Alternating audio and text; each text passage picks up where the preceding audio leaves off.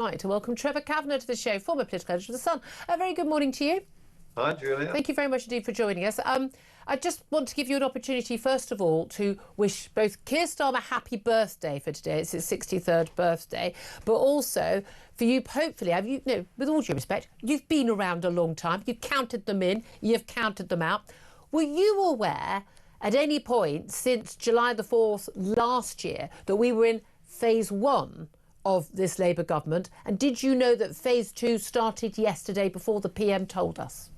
Well, I thought we were told that they were going to hit the ground running and put everything right. And, well, so far they put everything wrong, haven't they? I mean, the problem we've got is that we've elected a government that doesn't believe in any of the things that we wanted done. Things like law and order and defending our borders. Silly old-fashioned things.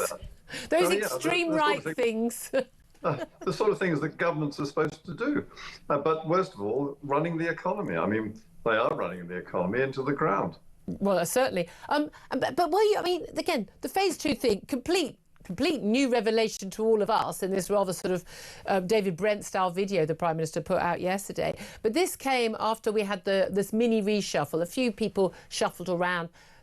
Largely people, I mean, I doubt if, with all due respect to him, Darren Jones is a name in his own household, let alone in most people's households. But the general reading of what happened in terms of the communications people who are out, the communications people who are in, people very much, from your and my era when we were first, around doing political coverage, people like Tim Allen, you worked with Tony Blair in the run-up to the 97 election, but also people being moved in and out of the Treasury.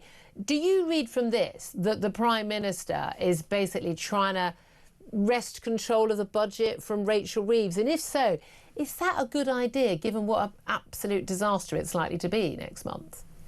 Well, I think what we're watching is a Prime Minister in a state of blind panic. And the reshuffle has done nothing to shore up any sort of feeling of confidence in this government.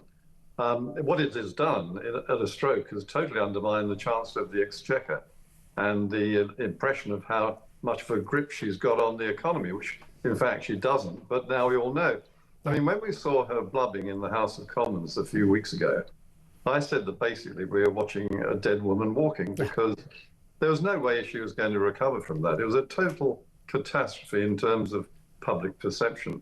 And what's happened is that we're now seeing her hung out to dry while being replaced by a little cohort of people, as you say, most of whom we don't know, who are rallying to the side of Keir Starmer to put things right.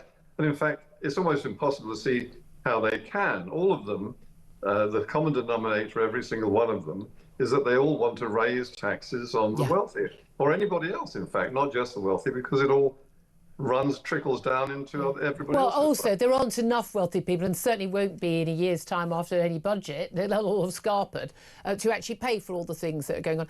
Do you feel at all sorry for Rachel Reeves? I mean, even though a lot of her predicament, frankly, is her own mess. She over-egged her own CV, so clearly actually wasn't the hot shot she claimed to have been, not even the hot shot chess prodigy she claimed to have been, for goodness sake. But also, a lot of the economic mess we are in, a lot of it is from what the Tories did, but also things like the Ukraine war and sanctions and the cost of furlough over COVID. Those are Tory policies, supported by Labour, but Tory policies. But actually things like the national insurance hike, a tax on jobs, and all the fuss they've got in over, winter fuel and all the U-turns, that actually an awful lot of the difficulty she's in are entirely of her own making. Yes, I agree with that. And of course, it's Labour's own making.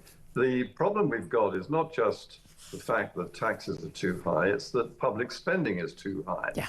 And this government is fundamentally opposed to any form of reduction in that public spending level. Indeed, they want it to rise further. We simply cannot afford it. We have a public sector debt now of close on £3 trillion, which is equivalent to everything that we make and sell in this country. Every economic output that we put in this country is matched by debt, which is going up in the cost to this country and taxpayers, as interest rates rise because the people who lend us that money have lost faith in this Labour government. Yeah, and that's the real concern, because it's going up and up and up, and we are getting into some very dangerous territory. You know, when our cost of servicing our debt costs, you know, it costs more than Greece or Italy. And we can see actually a lot of the problems that France is facing. And we've got, you know, this confidence vote in the French Prime Minister next week. You know, you can see yet another French government falling. I mean, you get a lot of other countries are in that mess. But, you know, we're in Britain and we get to control what happens here in Britain. Is there any hope that there's stuff they could do in the budget next month? I mean, we're expecting this week, I think, to get a date for that budget. But an awful lot of businesses saying, look, we're not hiring, we're not investing, we're staying, you know, basically just, you know, sitting on our hands till we see how bad the budget is. Is there anything that she can do in the budget that could, I mean, forget her career, shore up the government, but can actually help the British economy? Or is everything, do you think, that they're looking at something that's actually going to do more harm? Oh, Trevor, have you frozen? Have we lost him? Oh no, we will try and get Trevor back.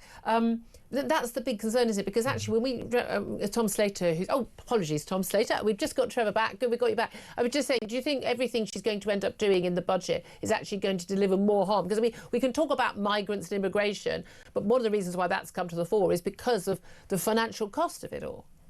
Well, yes, I mean, the costs that this government is clocking up are absolutely gigantic, and they will rise thanks to their handling of the economy and inflation in particular, allied with the glorious Bank of England's clumsy handling of the issue.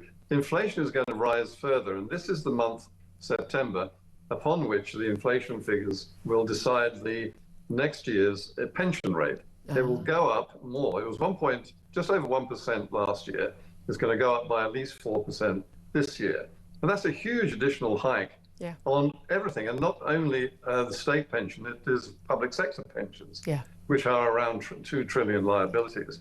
I mean, these are costs which simply pile up on top of everything else that's going wrong. Yeah, without anything extra being achieved. Without, I mean, we're not getting extra, you know, new airport or a new reservoir or a new gas-powered, you know, factory or anything. There's just nothing to show for it, but we're all just, everything's costing more. What do you make then? I mean, we are talking a lot of the time about this migrant issue. We're talking an awful lot about, you know, the illegal immigration. We got today this channel migrants since this one in, one out policy. You know, thousands have arrived. Not a single one has gone. We're told by the end of September someone should be gone. But by the way, someone else will come in and they can bring their family. It'll end up being more people. Are we right to focus on that over and above the economy right now? Well, the two things are linked. And in fact, the problem of illegal immigration, as you know, has now completely trumped the economy, even though people are having a cost of living crisis which won't go away. They are more obsessed now with the images of people coming across in these boats and just simply marching in uninvited to this country. And we've lost sight, of course, of the fact that another third of the migrant intake is still going on through trucks, lorries, caravans, and ferries. So this is only the visible. We've lost sight of those people. And I think that this is seriously a major problem for the social fabric of this country as people begin to actually stand up and protest. So is that the problem, or is the problem extremists waving their flags and trying to intimidate people? And according to Labour MP Clive Lewis, very much on the left, he's a Labour MP for Norwich South, trying to mark territory. What do you make of his claims? Well, I don't like to see these masked protesters. No, I don't want anyone being masked on our streets. Whether they're on the left or the right. And in fact, I think police should act immediately to arrest anybody standing on a protest line wearing a face-obscuring mask of any sort.